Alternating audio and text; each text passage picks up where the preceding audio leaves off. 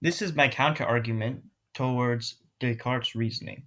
It is also a counter-argument against the I think therefore I am and the world is a simulation arguments.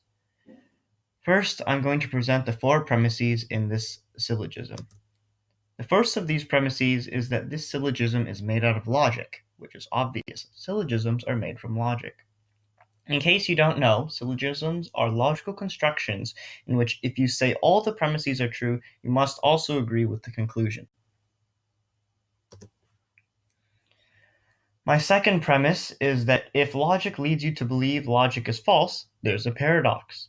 This seems to be intrinsically true. If logic leads you to believe that logic is false, there's a paradox. My third premise is that all logic is derived from observation. If all observation is false, all logic is also false. And my fourth and final premise is not mine. The premise is presented by the opposing side of this argument. It's the assumption that all of our observations are false.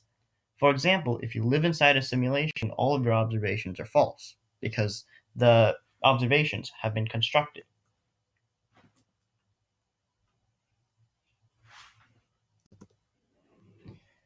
Now let's put all of these premises into one syllogism. If logic leads you to believe that all logic is false, there's a paradox.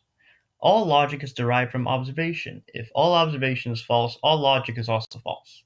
And all of our observations are false, and this syllogism is made from logic. The conclusion is that there's a paradox.